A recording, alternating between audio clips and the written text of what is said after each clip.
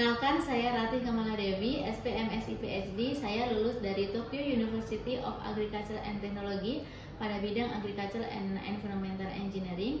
Saat ini saya menjadi dosen di Sekolah Vokasi IPB University pada program studi Teknologi Produksi dan Pengembangan Masyarakat Pertanian. Kepakaran saya adalah pertanian berkelanjutan. Saya tertarik pada penelitian regeneratif organic farming, termasuk no-till cover crop system for organic production. Kemudian saya tertarik pada urban farming hydroponic, dan juga saya tertarik pada penelitian mengenai sago palm. Skills and expertise saya adalah crop production, kemudian plant nutrient, organic farming, meliputi soil health, soil carbon sequestration, crop management, dan climate change and agriculture.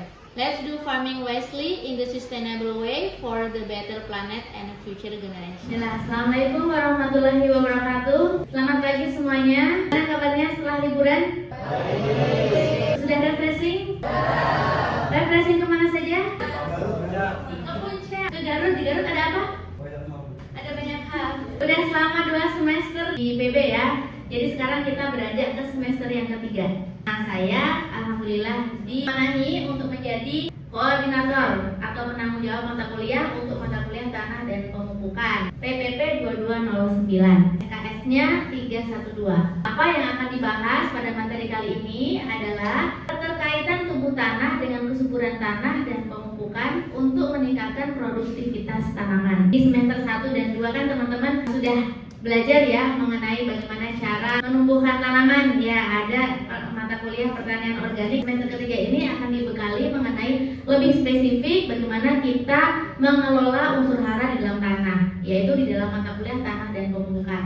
Pokok-pokok bahasan meliputi pengenalan tubuh tanah, faktor-faktor pembentuk tanah, sifat fisik tanah, sifat kimia tanah, sifat biologi tanah, klasifikasi tanah, kesuburan tanah, evaluasi kesuburan tanah. Kita belajar pupuk, bahan pembenahan tanah, dan juga pemupukan. Kemudian pembelajaran ini akan dilaksanakan secara langsung melalui ceramah seperti ini, dan juga akan dengan metode blended learning. Jadi mahasiswa diberi kesempatan untuk belajar secara asinkronus dengan menggunakan Learning Management System atau LMS di class.ipb.ac.id. Nanti tolong dibuka LMS-nya. Kemudian praktikumnya akan dilaksanakan berdasarkan project based learning. Kemudian Anda dapat mengakses RPS-nya di LMS. Kita buka terlebih dahulu sebelum masuk topik pembahasan. Kita masuk ke RPS-nya. Ini adalah RPS mata kuliah tanah dan pemupukan. Tim dosennya terdiri atas saya sebagai penanggung jawab atau koordinator. Kemudian ada Ibu Riri Sekarmartisiwi, SPMSI. Kemudian ada Bapak Muhammad Iqbal Nurul Haq, SPMSI, dan Bapak Agus Julio Pratama, SPMSI. Rencana pembelajaran semester di sini terangkum ya, deskripsi mata kuliah ya, kemudian capaian pembelajaran lulusan, capaian pembelajaran mata kuliah, dan capaian pembelajaran mata kuliah. Di sini mata kuliah kita ini akan berkontribusi kepada 4 capaian pembelajaran lulusan, yaitu CPL 1, CPL 2, CPL 5, dan CPL 6. CPL 1 menunjukkan sikap bertanggung jawab atas pekerjaan di bidang keahliannya secara mandiri dengan sikap menjunjung tinggi nilai kemanusiaan dalam menjalankan tugas berdasarkan agama, moral, dan etika. Kemudian CPL yang kedua, kemampuan yang terampil dalam menerapkan praktik-praktik produksi pertanian secara terpadu dan berkelanjutan dengan mempertimbangkan keselamatan dan kesehatan kerja, perkembangan teknologi informasi, teknologi tepat guna, dan nanoteknologi. CPL 5, terampil bekerja sama secara efektif dalam kelompok kerja atau tim yang secara bersama-sama memberikan kepemimpinan untuk menyelesaikan pekerjaan bidang produksi pertanian yang terpadu dan pengembangan masyarakat berkelanjutan. CPL ke-6 yaitu terampil dalam mengembangkan ide baru secara kreatif dan inovatif dalam menciptakan peluang usaha di bidang pertanian terpadu, pengembangan masyarakat yang mempertimbangkan faktor sosial, budaya, etika, dan lingkungan. Jadi ini adalah capaian profil Anda nanti ketika Anda lulus dari program studi Teknologi Produksi dan Pengembangan Masyarakat Pertanian. Kita ada 9 CPL, dan mata kuliah tanah dan pemupukan ini berkontribusi kepada 4 CPL yang sudah saya jelaskan tadi. Capaian pembelajaran mata kuliah sendiri itu ada 4 ya. Pertama, memahami keterkaitan tubuh tanah dengan kesuburan tanah dan pemupukan untuk meningkatkan produktivitas tanaman. Kedua, mengevaluasi status unsur efisiensi hara pada tanaman, dan data hasil analisis sifat-sifat kimia tanah. Yang ketiga, mengidentifikasi dan memecahkan permasalahan kesuburan tanah dalam kaitannya dengan produksi tanaman. Keempat, menganalisis dan memecahkan permasalahan kesuburan tanah dan pemupukan dalam menunjang pertanian berkelanjutan. CPMK dari CPMK 1 sampai 4 ini semua berkontribusi kepada CPL lulusan yang tadi sudah jelaskan di depan dengan proporsi seperti ini. CPMK 1 kontribusinya 40%, CPMK 2 20%, CPMK 3 dan CPMK 4 masing-masing juga 20% berkontribusi kepada CPL yang dibebankan kepada mata kuliah. Dari CPMK tersebut kita memiliki sub CPMK dari sub CPMK 1 sampai CPMK 6. Pertama, sub CPMK 1 adalah memahami keterkaitan bahan penyusun tanah, tubuh tanah dengan faktor-faktor pembentuk tanah, kemudian memahami dan mengidentifikasi sifat-sifat fisik, kimia dan biologi tanah pada tanah yang berbeda, menjelaskan dan menginterpretasikan jenis tanah dan sifat-sifat dari peta tanah berdasarkan klasifikasi tanah USDA, FAO ataupun pusat penelitian tanah. Berikutnya, memahami dan mengevaluasi jenis, fungsi dan cara pengaplikasian bahan pembenah tanah dalam mempertahankan produktivitas tanah dan tanaman, serta mengidentifikasi kandungan unsur hara, utama pupuk, menghitung kebutuhan pupuk, menganalisis metode pemupukan dalam memproduksi tanaman secara optimal. Relevansinya ini antara sub CPMK 1 sampai 6 dengan CPMK 1 sampai 4 seperti ini ya. Dengan sebaran bobot sub CPMK 1 misalkan dia berkontribusi 10% terhadap capaian pembelajaran mata kuliah 1. CPMK 2 berkontribusi 15% kepada CPMK 1 dan 5% kepada CPMK 2. Sub CPMK 3 berkontribusi sebanyak 15% untuk CPMK 1, 2% untuk CPMK 2 dan 5% untuk CPMK 3 dan seterusnya. Ini adalah sumber bacaan atau pustaka utama yang perlu kalian pelajari: ilmu tanah, The Nature and Properties of Soil, sifat dan ciri tanah, dan Soil Fertility and Fertilizer. Kalian bisa download buku-bukunya di website ya, ataupun Anda juga bisa membeli di toko buku. Saya akan menjelaskan kontrak perkuliahan untuk kita belajar satu semester ini. Saya akan fokus kepada penilaian untuk aktivitas partisipatif dan hasil proyek dan pengetahuan. Kegiatan aktivitas partisipatif itu memiliki bobot 5%, project based learning 55%, kemudian tugas itu 5%, kuis 5%, dan dari UTS dan UAS masing-masing 15%. Jadi ini tolong diperhatikan, project based learningnya atau praktikumnya itu Anda harus hadir 100%, karena bobot dari project itu paling besar ya, 55%. Kemudian untuk standar nilai yang dipergunakan, nilai angka mutu 4 itu nilainya akan mendapatkan huruf mutu A, yaitu ketika mahasiswa mendapatkan nilai lebih dari sama dengan 80. Kalau nilai Anda gabungan dari UTS, UAS, kuis, tugas, dan proyek serta aktivitas partisipasi mendapatkan nilai antara 75 hingga 80, maka mendapatkan nilai AB. 70 sampai 75 mendapatkan nilai B, 65 sampai 70 mendapatkan nilai BC, 55 hingga 65 mendapatkan nilai C, 45 hingga 55 mendapatkan nilai D, dan kurang dari 45 maka mendapatkan nilai E. Nah, untuk kelas ini saya harapkan semua mendapatkan nilai A ya, nilai A ya. Semangat ya. Semangat dari semester. Oke, terima kasih. Saya akan memulai pembelajaran topik pertama pada hari ini. Kemudian yang sekarang adalah pengenalan tubuh tanah. Pengenalan tubuh tanah, memahami keterkaitan tubuh tanah dengan kesuburan dan pemupukan untuk meningkatkan produktivitas tanaman. Untuk CPMK-nya, memahami keterkaitan bahan penyusun tanah, tubuh tanah dengan faktor-faktor pembentuk tanah. Sehingga setelah Anda keluar dari ruangan ini, Anda sudah paham apa itu tanah dan bagaimana keterkaitan tanah dengan produktivitas tanaman. Tanah ditinjau dari berbagai sudut pandang. Setiap orang, setiap bidang ilmu memandang tanah itu sebagai sesuatu yang berbeda. Kalau guys, menurut Anda tanah itu apa? Saya, tanah itu sumber kehidupan. Menurut guys, tanah adalah sumber kehidupan. Kalau menurut Fakih, tanah itu apa? Penahan kali ya, penahan rumah kayak gitu kan pasti ada butuh tanah gitu kan untuk memperkuat suatu bangunan sih. Saya ini sih begitu. Kalau penting menurut saya. sesuatu yang bisa menahan bangunan. Menurut seperti tadi dibilang ya, kalau tanah itu sumber kehidupan. Kayak contohnya makanan yang kita makan saat ini pun itu berasal juga dari tanah seperti itu, dan juga apa yang kita pijak sekarang juga itu merupakan tanah juga.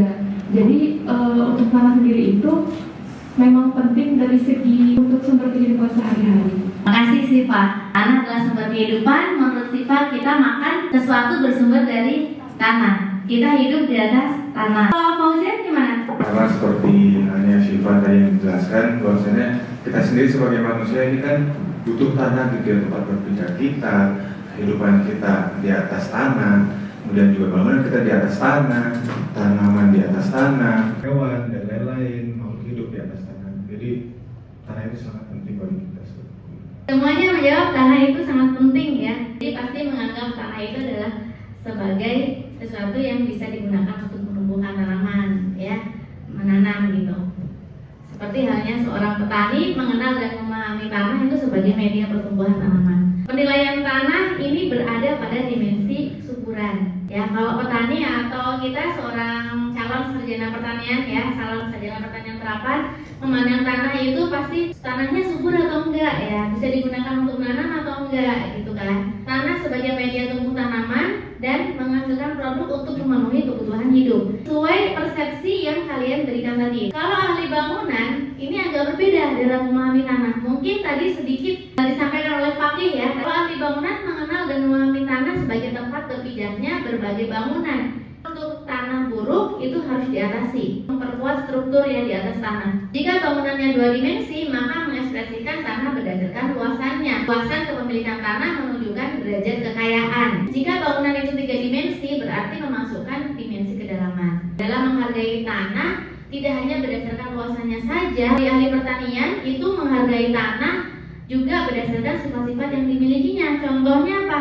Ada sifat fisik tanah, contohnya tekstur, apakah dia liat, apakah dia lempung, ya, apakah dia berdebu gitu ya, atau kombinasi dari ketiganya. Kemudian strukturnya bagaimana, konsistensinya bagaimana, kadar air serta permeabilitas seperti apa, itu yang fisik. Sifat kimianya, bagaimana kapasitas tukar kationnya. KTK itu bisa memberikan informasi kepada kita apakah tanah tersebut subur atau tidak. Reaksi tanahnya, pH-nya bagaimana? Apakah asam ataukah basah atau normal nih, mendekati netral seperti apa? Kemudian potensial oksidasi dan reduksinya seperti apa? Komposisi dan kandungan unsur hara dalam tanahnya seperti apa? Kemudian dari sifat biologinya, kita menghargai tanah dari keberagaman populasi dan juga aktivitas mikroorganisme yang ada di dalam tanah ya. Contohnya ada yang besar yang bisa kita lihat, keberadaan cacing, keberadaan semut gitu ya. Tetapi juga ada keberadaan yang tidak bisa kita lihat seperti jamur. Itu tidak bisa kita lihat keberadaannya, tetapi mereka bermanfaat ya, memiliki manfaat secara biologi di dalam tanah. Sehingga dalam hal menghargai tanah, untuk ahli-ahli pertanian itu pasti memastikan sifat fisik, kimia, dan biologi selain dari luasannya tadi ya gitu. Beda lagi kalau ahli tambang. Ahli tambang itu menganggap tanah nggak penting, karena tanah itu adalah sesuatu yang harus dihilangkan untuk mengambil tambang yang ada di perut bumi gitu kan. Tanahnya harus diambil terlebih dahulu gitu. Tapi beda lagi dengan ahli jalan. Ahli jalan itu, tanah itu adalah sesuatu yang lembek, sehingga itu harus diperkeras, diberi beton, diberi aspal, supaya jalannya bisa dipakai. Jadi tanah itu perspektifnya berbeda-beda, tergantung siapa yang berbicara. Nah, saat ini kita berbicara sebagai mahasiswa, tentunya menghargai tanah kan, hampir mirip seorang petani menghargai tanah.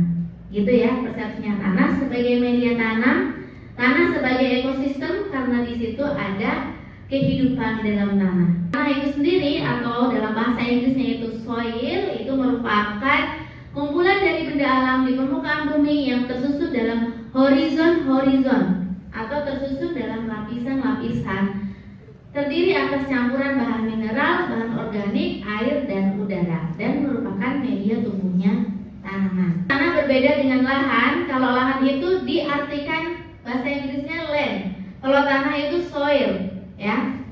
Lahan meliputi tanah beserta faktor-faktor fisik lingkungannya seperti lerengnya, hidrologi, iklim, dan sebagainya. Dan tanah itu merupakan bagian dari lahan. Nah, ini tadi yang dimaksud bahwasanya tanah itu disusun ya, sekumpulan dari benda alam yang tersusun berdasarkan horizon-horizonnya. Ada horizon O, ini di sini yang kayak bahan organik, kemudian horizon A, B, C, dan ada horizon yang lainnya, horizon R, ya. Ini tergantung penyusunan tanahnya, apakah tanahnya sudah tua ataukah tanahnya masih muda. Setiap jenis tanah memiliki horizon yang berbeda-beda, ya. Dan tanah kita itu terdiri dari 25% udara, 45% mineral, 25% air, dan sisanya adalah 5% bahan organik. Organiknya harusnya 5%, tapi di Indonesia ini sudah banyak tanah-tanah kita yang digunakan untuk produksi pertanian memiliki kandungan bahan organik kurang dari 2%. Artinya sangat miskin atau tidak subur. Kita akan mempelajari salah satu ya di antara dua cabang utama ilmu tanah. Pedologi, yaitu ilmu tanah yang mempelajari proses-proses pembentukan tanah beserta faktor-faktor pembentukannya. Klasifikasi tanah, survei tanah, dan cara-cara pengamatan tanah di lapangan.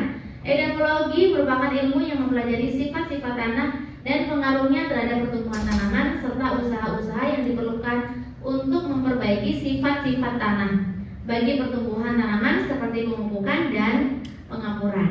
Kita masuk ya kepada pengertian pedon, profil, horizonisasi tanah. Yang pertama, pedon. Pedon ini adalah yang digambar ini ya, merupakan bagian terkecil dari tanah, berukuran panjangnya 1 meter, lebarnya 1 meter, dan kedalamannya 1,5 meter.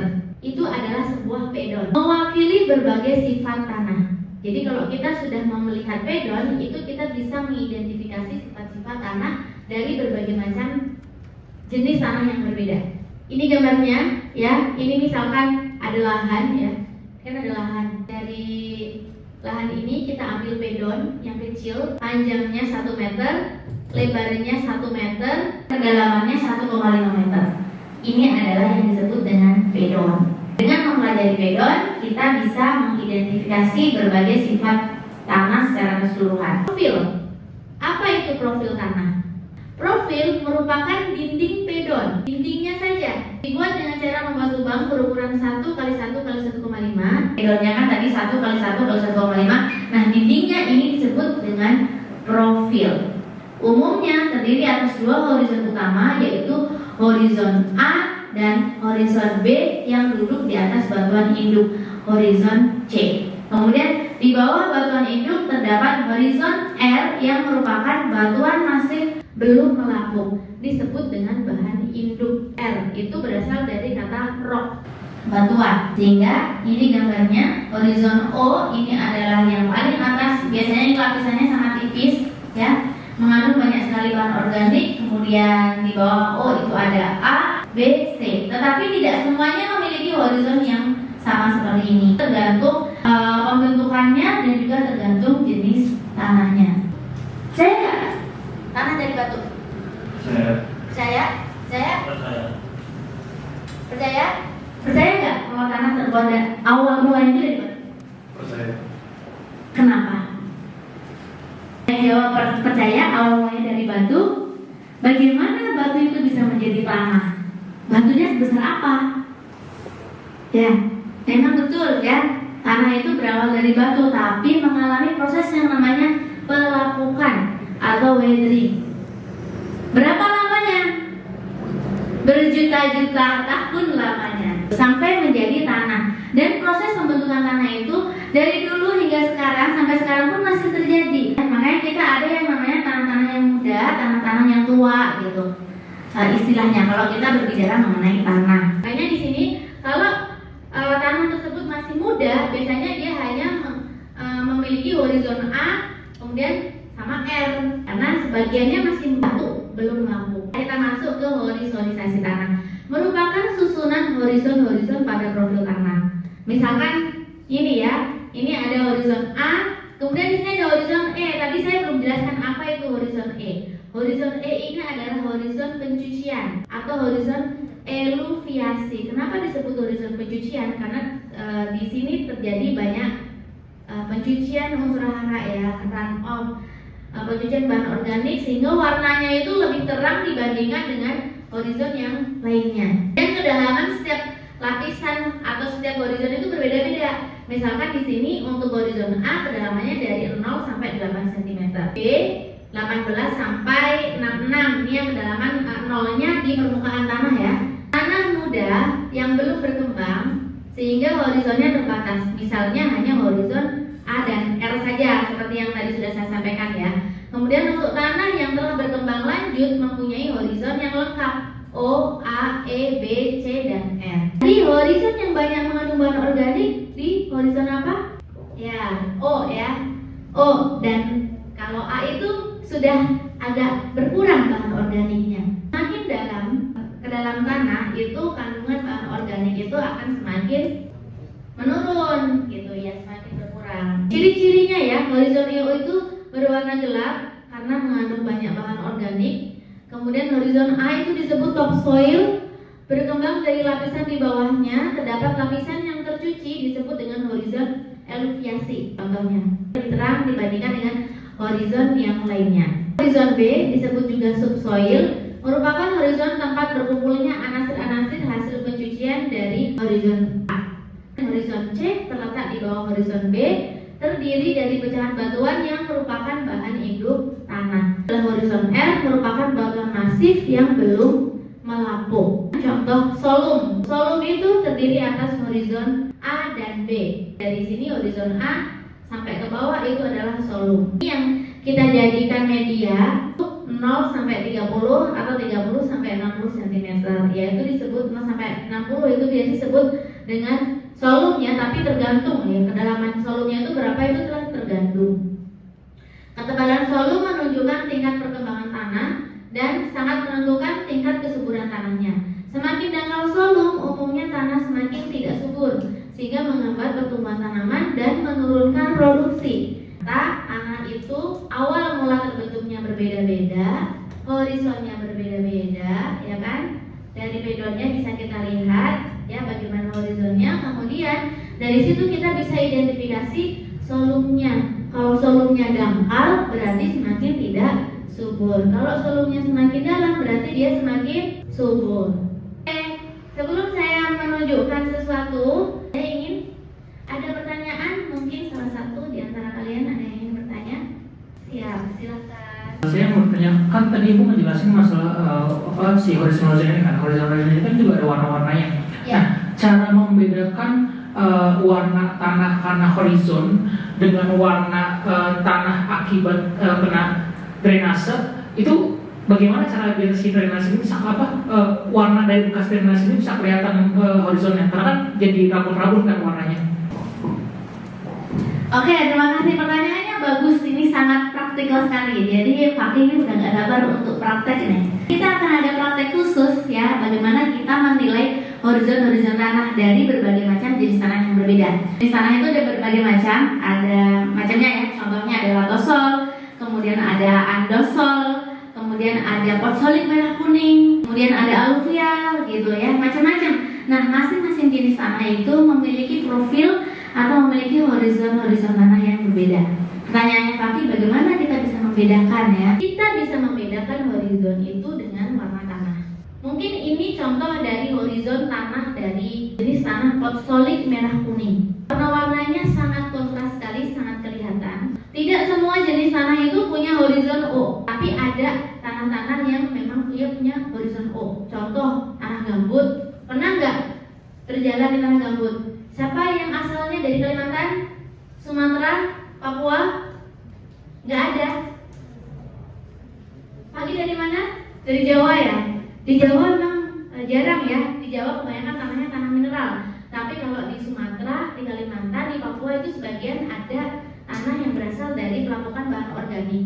Disebut dengan tanah gambut. Tanah gambut itu horizon O-nya tebal. Tapi kalau tanah mineral itu belum tentu mereka memiliki horizon O. Kita bisa membedakan horizon itu berdasarkan warna tanahnya. Kalau warna tanahnya ini sudah menunjukkan perpindahan, nah di perpindahan itulah berarti setak perbedaan nama horizonnya. Misalkan ini yang di atas dari permukaan tanah ke sini ini disebut dengan horizon A. Yang di sini ini adalah horizon E, eluviasi. Kemudian yang di sini horizon B. Kenapa disebut ini adalah horizon E?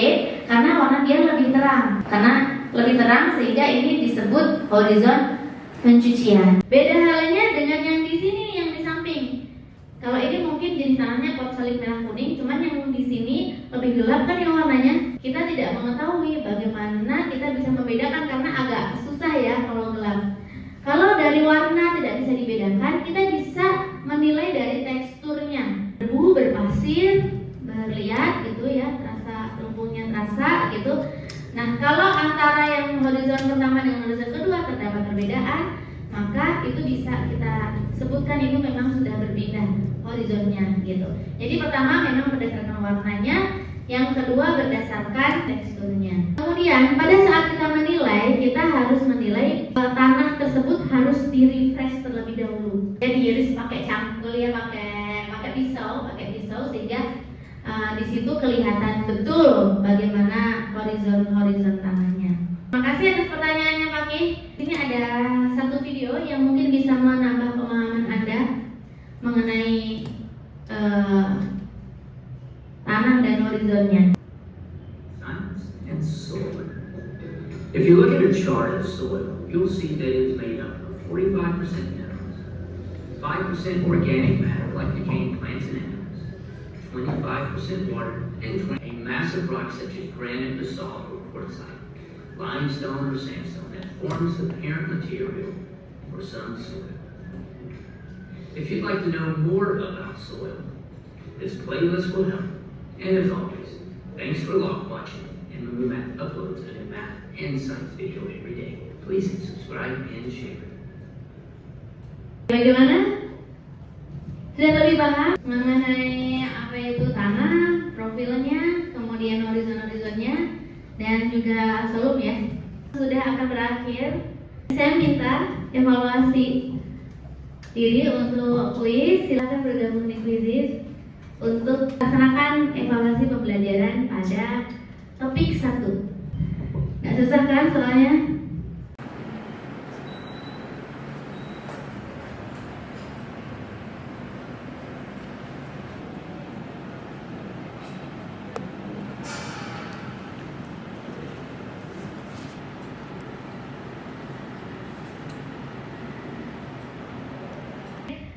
Jadi teman-teman, Anda bisa mengulang-ulang kuisnya. Saya udah upload kuisnya di LMS di kelas.ipb.ac.id, masuk ke mata kuliah tanah dan pembukaan. Kalau mau coba kuis sampai bisa, itu bisa terus mengulang di situ.